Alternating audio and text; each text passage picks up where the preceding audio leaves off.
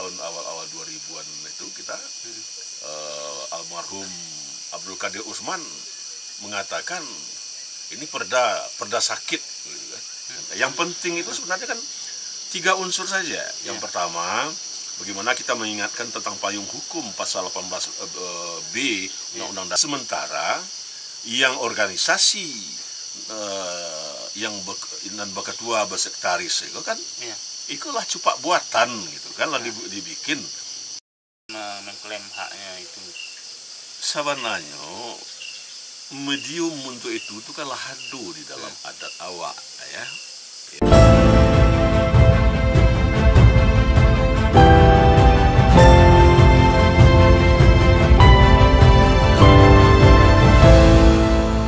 Saya menyempatkan diri untuk mengunjungi Bapak Yulfian Azrial atau biasa saya panggil Mak Yum, karena sekarang banyak permasalahan adat di Minangkabau ini, yang khususnya di Kabupaten Mamplu-Kota dan Payakumbuh, baik masalah pusaka, masalah tanah ulayat, kemudian kebiasaan sehari-hari masyarakat Minangkabau. Sekarang kita akan ngobrol dengan Mak Yum, pengarang atau penulis buku, banyak 35 buku tentang adat. Nah, kita ingin menggali apa persoalan sebetulnya yang terjadi, kenapa sekarang telah banyak terjadi konflik di Sumatera Barat tentang adat. Nah, kita minta dulu pandangannya secara pembukaannya dulu, pandangan dari Mak Yum. Silakan Mak Yum, apa yang menjadi persoalan kita sebenarnya? Ya, terima kasih Yo. Kita lihat sekarang ya di dalam proses berkehidupan kita,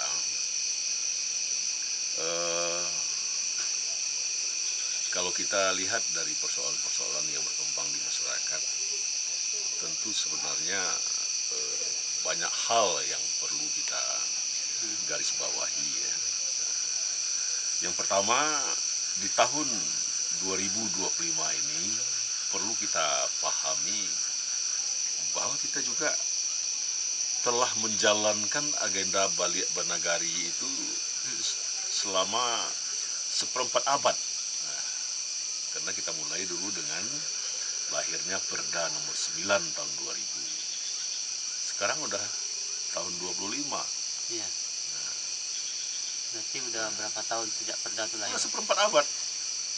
25 tahun. Udah 1/4 abad itu. Seharusnya kita akan lebih matang. Iya, harusnya udah kita minimal fondasi kita untuk agenda Balik Bernagari udah selesai. Tapi yang kita lihat sekarang kan kita masih larut juga dengan wacana-wacana,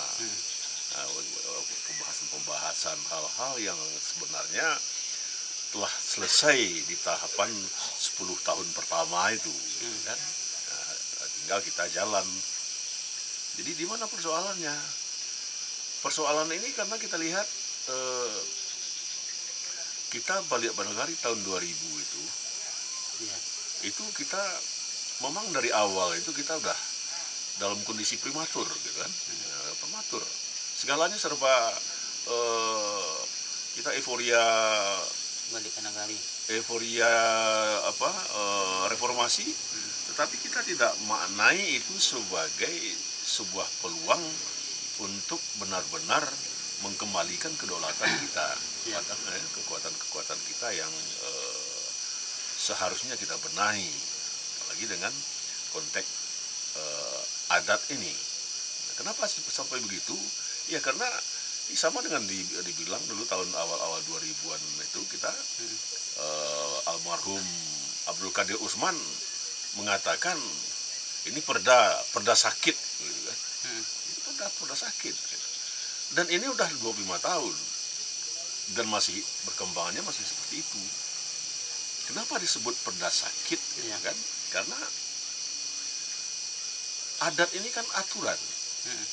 Nah, sekarang dibuat pula aturan untuk aturan. Nah, ini kesini anunya kan. Kan diperdakan supaya dia terlembagakan dan dipatuhi. Iya. Misalnya nggak dibuat perda, nanti takut ada yang melanggar. Makanya ini yang harus kita menempatkan sesuatu pada tempatnya. Kan adat itu kan, bagaimana kita menempatkan sesuatu di tempatnya. Yang dalam perda ini sebenarnya tidak perlu banyak-banyak pasal. Nggak perlu banyak-banyak pasal. Yang pertama, mengingatkan kita semua, termasuk juga penyelenggara pemerintahan di Jakarta itu, bahwa program kita ini, payung hukumnya itu adalah pasal 18 Undang-Undang Dasar 45. Bagaimana negara tidak hanya mengakui, tetapi menghormati masyarakat hukum adat. Apalagi kita di Minangkabau gitu kan, bahkan di Undang-Undang Dasar 1945 yang asli itu yang belum diamandemen, jelas-jelas disebutkan nagari di Minangkabau gitu kan. Nah, jadi kita ketika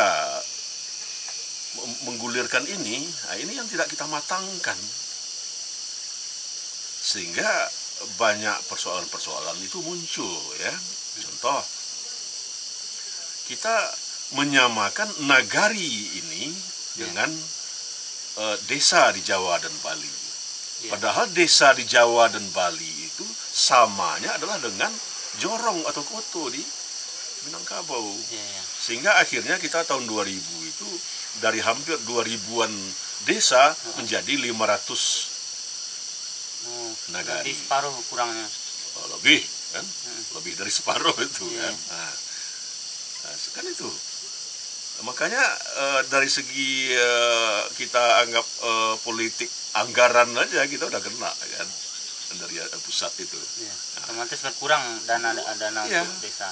Kemudian yang cepat merespon bagaimana mengambil peluang pasca reformasi itu, ya kita jujur, kita harus sportif. Yang cepat itu saudara kita di Bali kan. Sehingga di Bali itu mereka yang pertama sekali langsung membuat dinas kebudayaan itu berdiri sendiri. Ini pertama. Kemudian desa adat di Bali itu berada di bawah binaan dinas kebudayaan tadi. Nah, bahkan dalam alokasi anggaran dia dapat dua. Ada alokasi dana untuk desa adatnya, ada alokasi untuk desa pemerintahan administratifnya. Ya, sementara kita di sini justru yang terjadi kan dinas kita PMDN. Iya kan. Nagari. Itu. Jadi ini yang kita di perencanaan ini sedang sementara kan kita di dalam ajaran adat diingatkan itu kan dipatuhi diagak-agak lah sudah mako dekako. Jadi betul-betul perencanaan ini matang ya, bukan sekedar ini mengembalikan istilah ya kan. Nah, jadi yang maksud kita kan nagari ini yang harus kita perkuat. Bukan mengabadikan nagari itu jadi bentuk pemerintahan, bukan itu kan. Tetap walaupun kita tetap dengan dengan misalnya dengan jorong dengan hal semacam itu, nagari kan jadi kuat kan. Nah, ini kesalahan di hal-hal di fondasi ini tentu mengakibatkan juga kesalahan-kesalahan berikutnya. Ini yang terjadi yang tidak kita benahi. Bahkan terjadi seperti yang saya sampaikan tadi, hal-hal yang sebenarnya telah terakomodasi di dalam rumusan hukum adat di nagari. Nah, itu kita seragamkan lagi di perda. Ini yang membuat kisruh itu kan dari awal dulu. Sehingga makanya saya bikin pula aturan untuk aturan, kan gitu jadinya kan. Yang penting itu sebenarnya kan 3 unsur saja. Yang pertama, bagaimana kita mengingatkan tentang payung hukum pasal 18B Undang-Undang Dasar 45 itu. Yang kedua itu pasal tentang pemberlakuan adat di Minangkabau ini sesuai dengan aturan yang berlaku di wilayah adat masing-masing. Kemudian yang ketiga, kewajiban bagi penyelenggara daerah. Di sini tentu eksekutif, legislatif, yudikatif untuk mengakomodasi ini. Nah, itu tiga poin ini sebenarnya tidak perlu banyak-banyak pasal untuk perda ini. Nah, inilah yang akan diterjemahkan di kota kabupaten yang ada di Sumatera Barat. Tapi kalau perdanya udah sakit di provinsi, ya sakit ke bawahnya kan. kota kabupaten itu susah juga bikin perda yang dalam kondisi seperti itu kan. Apa contohnya perda yang seharusnya tidak perlu Itu kan diseragamkan, bikin dulu BPAN, bikin struktur LSN segala macam. Itu padahal kita di nagari-nagari kita itu udah ada lembaga asli. Ya. Bawa pucuk sampai suku, kemudian BPAN sistem itu belang-belangi kan. maksudnya BPAN Badan Perwakilan Anak Nagari gitu kan semangatnya. Kalau di Jakarta ada MPR, nih kita ada BPAN gitu kan. Itu kalau di ada MUI ada sebagainya, ini kita ada LSN, Lembaga Syarak Nagari kan begitu kan. Jadi kalau kita ini itu kan kembali ke nagari Jakarta, bukan kembali ke nagari Minangkabau kan. Kemudian kan juga gitu maksudnya. Kan juga. Kan kita udah punya yang yang ada payung hukum itu kan tatanan asli. Iya. Ya sesuai dengan hak asal usul itu tatanan asli. Limbago itu sendiri. Iya. Limbago yang tumbuh di tiap nagari kita yang diwariskan secara turun-temurun, ya kan? Sementara yang organisasi yang berketua bersektaris itu kan, iya, itulah cupak buatan gitu kan, lah dibikin. Jadi yo kan, iya. sejak bilulu orang Minang kok badat berketua bersektaris kan. Jadi itu fungsinya cuma sebagai pemberdayaan, pemberdayaan itu salah. Bahkan inilah yang coba ya, itu yang coba kita benahi lagi kan di negari-negari kita. Contoh kalau di 50 kota itu kita udah mulai kan untuk di Sari Lama ini gitu. Bagaimana limbago sali gantang 40 itu tagaknya balik gitu kan. Tagaknya balik. Sehingga dengan tagak gantang 40 itu kelembagaan yang belanggu-langgi Gantang 40 itu gimana? Ada 40 nenek mama di kenegarian Sari Lama itu yang menjadi rapat tertinggi yang limbago adat di Sari Lama. Tapi tiap-tiap negari bisa juga dibikin begitu. Bukan dibikin, udah ada. Oh, sudah ada, cuma namanya yang berbeda kan. Bentuk ditaram itu 7, taram dan 7 ada 7. Kan? Begitu, ada pucuk, ada kan. Jadi ada tatanan itu. Itu kan mulai dari kaum, kumpulan kaum itu kampung, kumpulan kampung itulah yang pasukuan. Sudah pasukuan itu baru koto Jonagari kan begitu. Sekarang kan sering terjadi konflik harta pusaka tinggi ini. Gimana penyelesaiannya menurut Yum yang idealnya? Kalau persoalan itu persoalan adat, tentu kita kembalikan kepada bagaimana adat yang menyelesaikan kan, karena di Minangkabau itu kan tidak ada kusuk, tidak selesai, tidak ada karuh, tidak kajannya. Maka dikembalikan kepada tatanan adat itu sendiri. Yang banyak konflik terjadi itu justru karena memang persoalan-persoalan adat itu dilarikan kepada misalnya ke pengadilan gitu kan. Tentu akhirnya itu bukan penyelesaian yang berkeadilan gitu kan, tapi karena di ujungnya itu kan menang kalah gitu kan. Sedangkan awak di dalam adat itu kan ujungnya itu ya perdamaian kan. Medun sana makin arek medun sana awak sudah dusan gitu itu malah kan. Nah itu jadi yang pertama tentu urusan-urusan itu sesuai juga dengan keakidah adatnya, ambil untuk surang-surang uni bokeh masing-masing. Jadi harus ditangani deh yang memang tupoksinya itu gitu kan.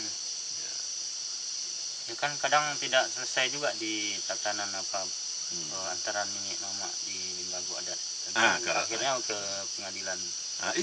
Itu tadi yang harus kita revitalisasi, yang harus kita aktifkan balik itu tentu limbago itu dimunculkan, itu diberdayakan balik kan, karena memang sejak zaman penjajahan dulu kita kan memang dilemahkan kan. Memang tentu perubahan itu tidak sebentar ya, cuma dibalikin pemahaman itu balik dulu. Sehingga sebenarnya untuk dibalik Sari Lama tadi kan, Sari Lama dengan muncul gantang 40, peradilan adatnya kalau muncul oleh ngadu seluruhnya gitu kan. Jadi gitu deh, yo misalnya kini gua nenek mama karena ndak ada aturan di negari. Ya. Ya, dianggap ndak ada aturan di negari. Gua misalnya seorang nenek mama, ini bertanam di lahannya sendiri. Misalnya menanam suriannya gitu kan, kemudian nyotabang. Lalu deh dicokok ada polisi kan. Kenapa itu bisa terjadi? Itu justru kan bukan polisi yang awak yang tidak siap gitu kan. Awak yang tidak siap. Karena apa?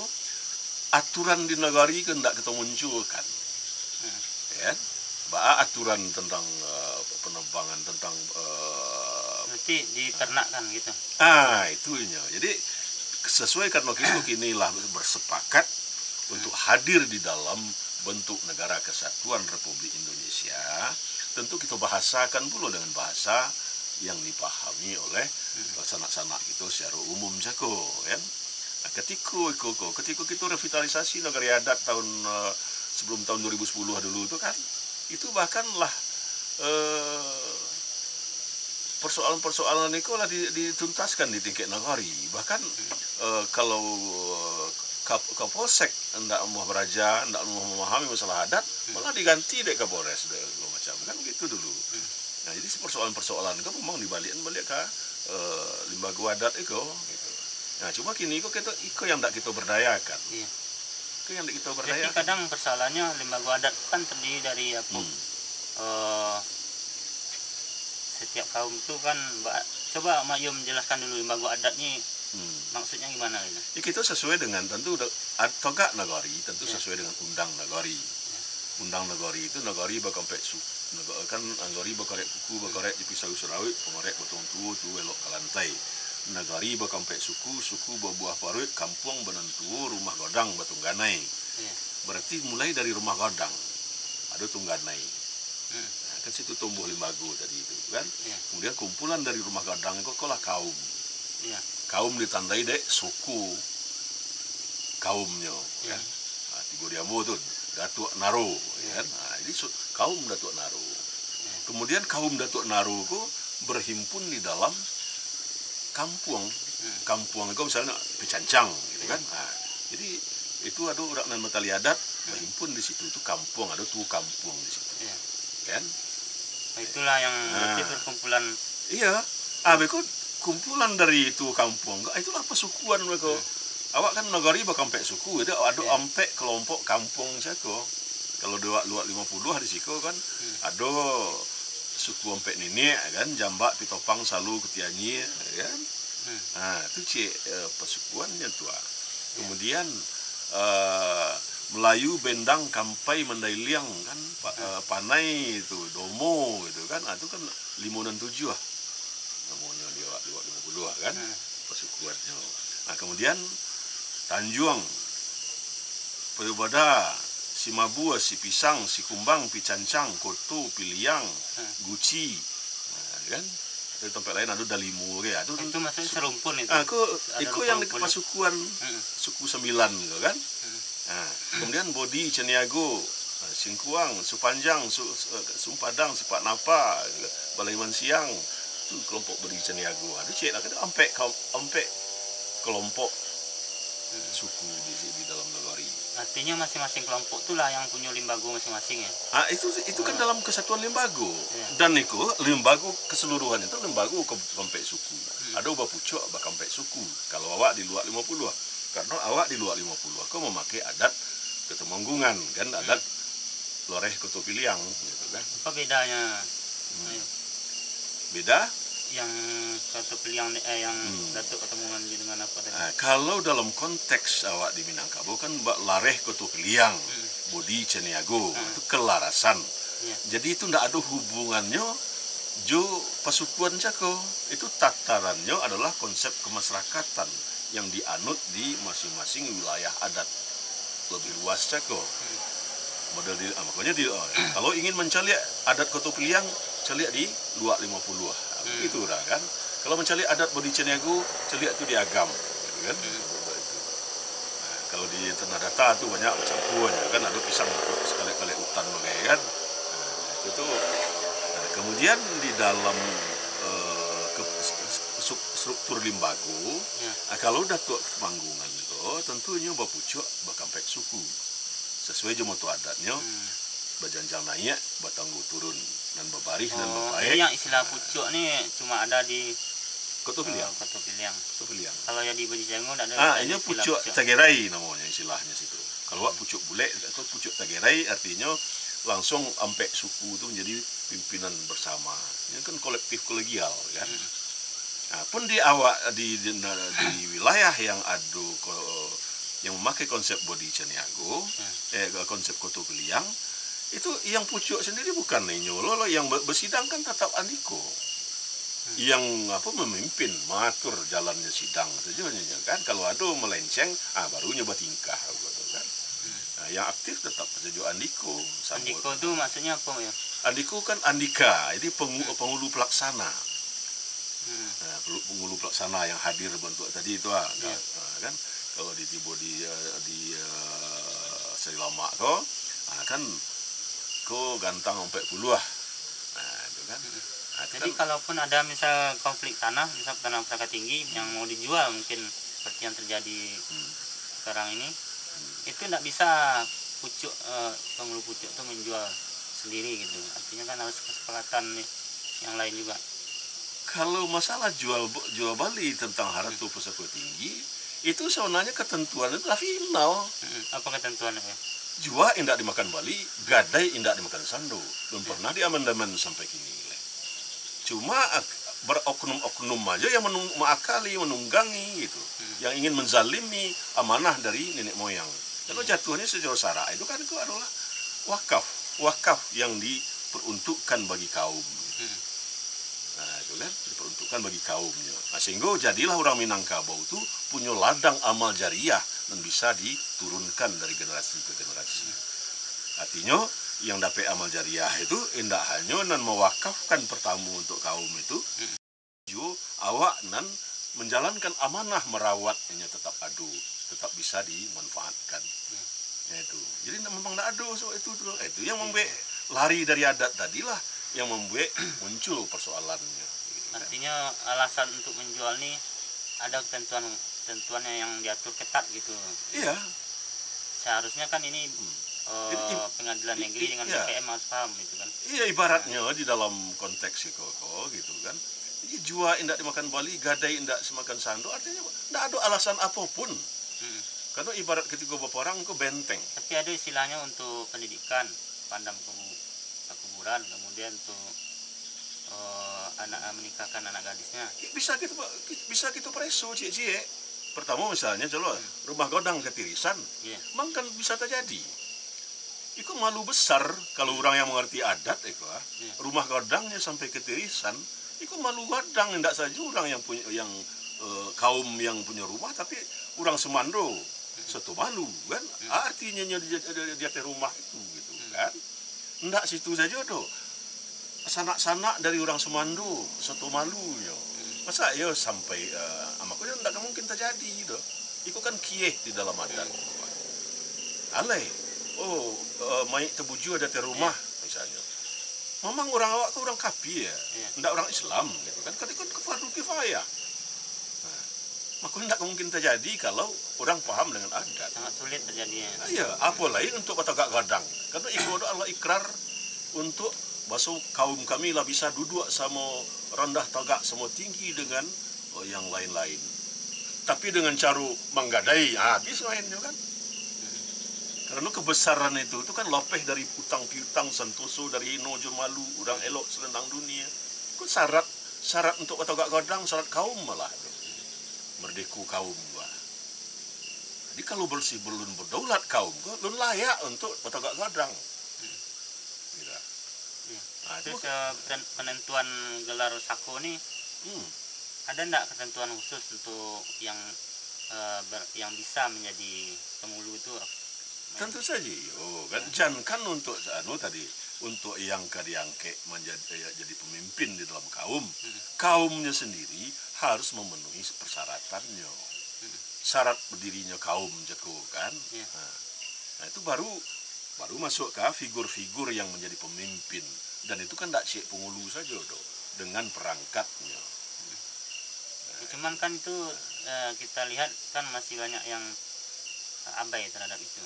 Nah, gimana supaya aturan itu bisa tegak, aturan adat ini bisa untuk mengembalikan kembalian ambil untuk surang-surang itu kaidah adat uni pakai masing-masing.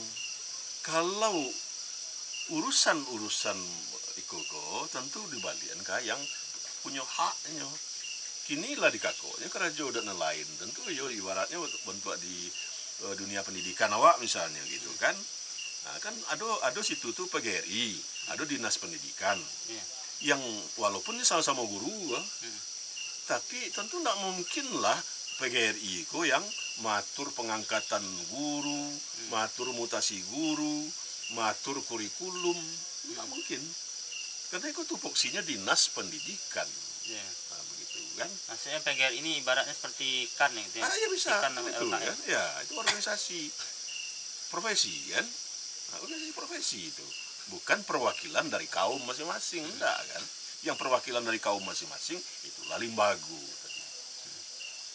Kan? Itu yang langgu-langginya. Nah, sudah di kaum, nanti dibawa urusan koka kampung tadi. Dituah celakui, dipreso dia itu kelayakan ya, kelayakan kaum ataupun kelayakan perangkat yang diangkat jadi perangkat kaum. Tapi kan sulit Mbak Yun untuk merealisasikan itu. Nah, ya kalau karena dianggap sulit, ya jadilah mudok gini. Banyak masalah kan.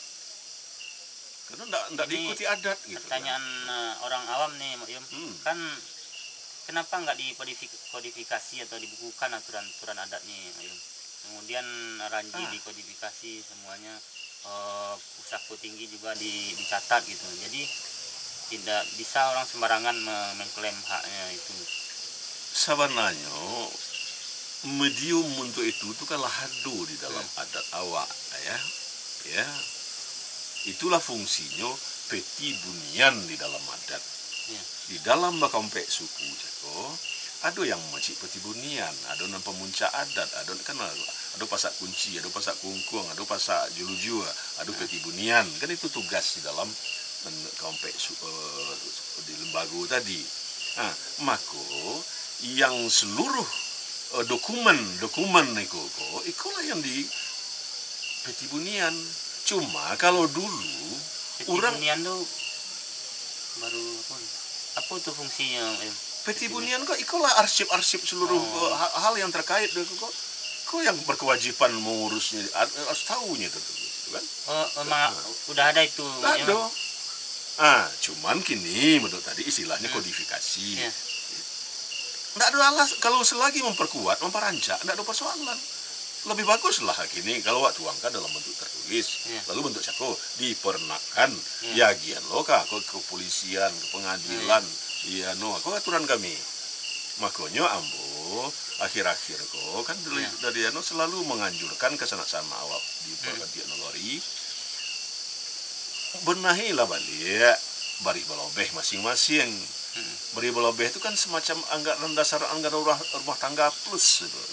Nah, ko aturan awak bernagari. Wah, boleh dia itu kan kita nyelahadu, enggak perlu ada duit, nyelahadu pasti. Kita negari, enggak nama negarinya tuh. Lahadu dulu tuh mah gitu. Pasti tiap negari awak punya bari balobeh itu. Nah, mulai di situ aturan bernagari itu lahadu nenek moyang itu kan. Ikut kita apungkan balik. Bentuk yang Aryo sebut tadi tidak ada salahnya pula wabuhe dalam bentuk tertulis.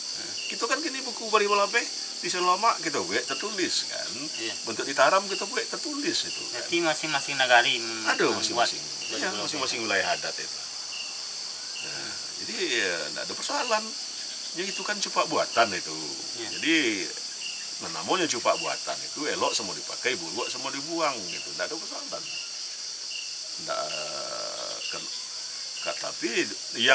Tapi jangan meniadakan fungsi yang dulu. Karena apa?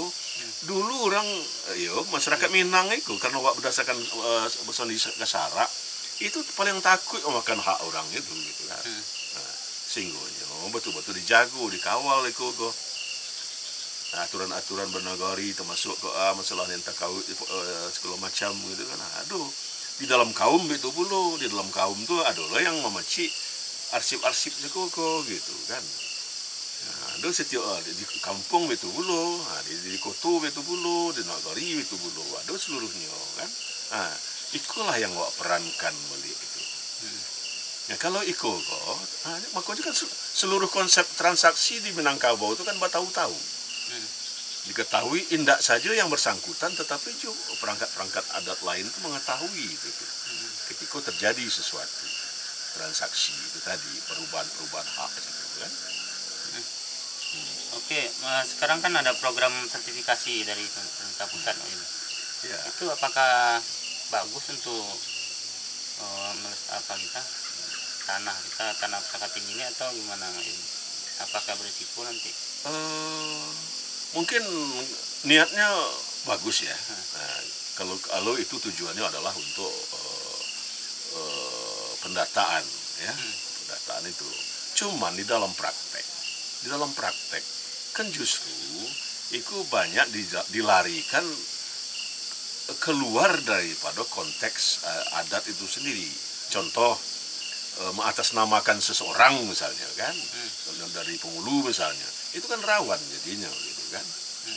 Rawan itu kok.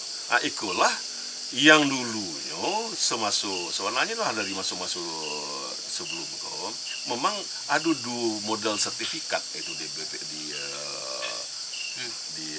BPN itu kan. Cuma yang masalah yang apa tadi tidak disosialisasikan mereka, sehingga ikulah jadi celah untuk terjadi kejahatan, kemudian pelemahan dari masyarakat adat itu sendiri karena mereka apa yang dulu tuh sertifikat bentuk sertifikat yang hak milik yang tadi, yang hak komunal tadi.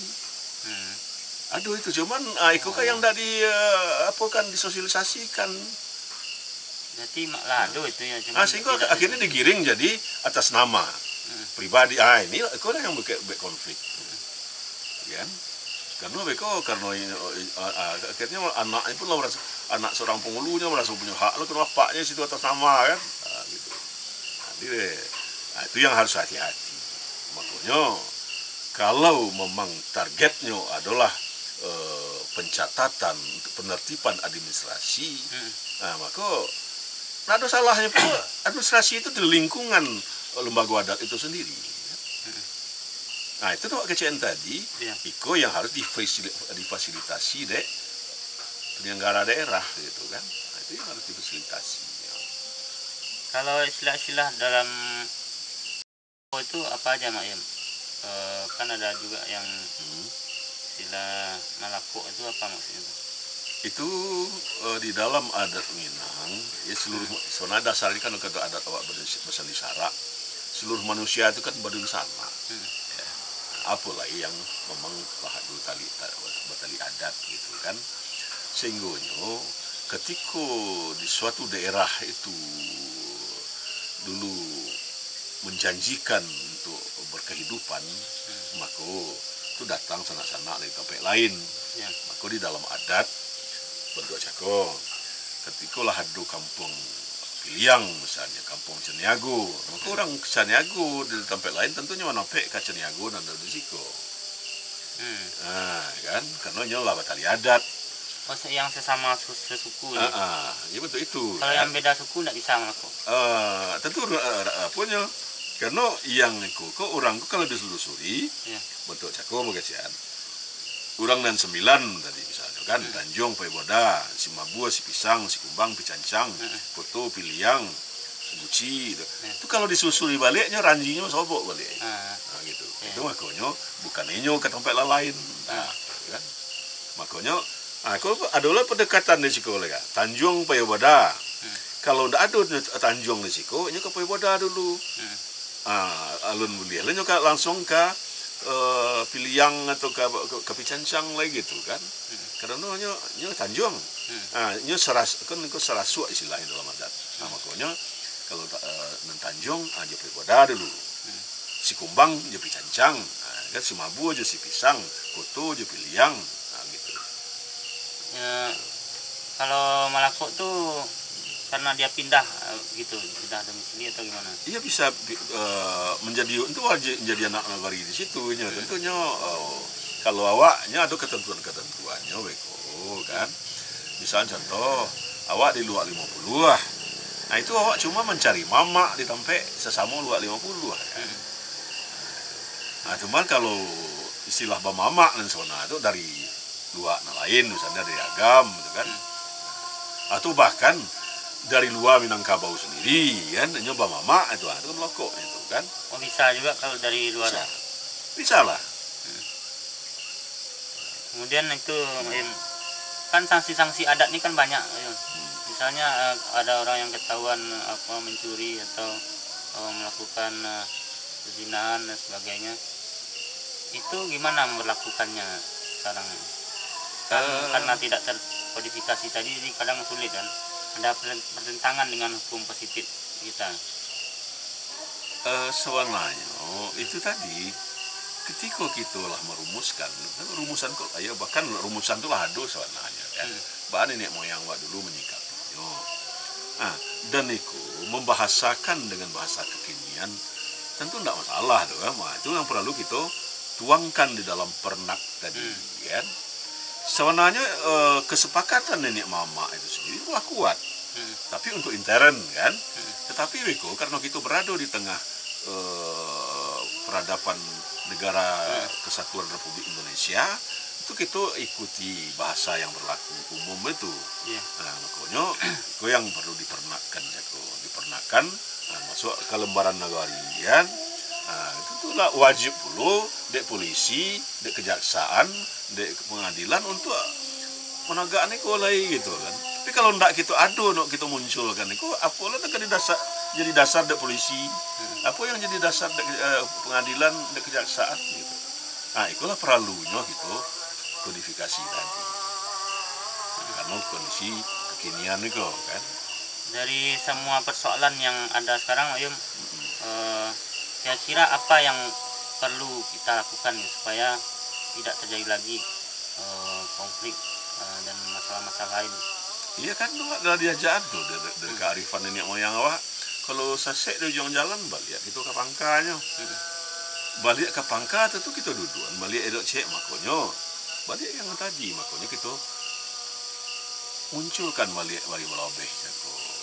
Aturan awak nagari itu manyo untuk masalah sawah manyo, untuk masalah ladang manyo, untuk masalah oleh nagari manyo munculkan itu balik kan. Jadi semuanya sudah ada. Lado. Cuman kan kita kadang tidak menggali dan tidak membahasnya. Iya. Nah, justru kalau pakai baju orang, ndak baju awak awak pakai tentu ya akan banyak terasa tidak nyaman lah kan. Maka sedangkan awak punya kan. Awak lah punya itu masing-masing nagari pastilah punya. Kau ndak nagari namanya. Oke Mak Yum, mungkin di lain waktu dengan topik lain kita sambung lagi. Jadi sementara kita sudah banyak dapat ilmu dari Mak Yum. Terima kasih atas sudah menyempatkan untuk ngobrol dengan channel kita. Assalamualaikum warahmatullahi wabarakatuh. Waalaikumsalam warahmatullahi wabarakatuh.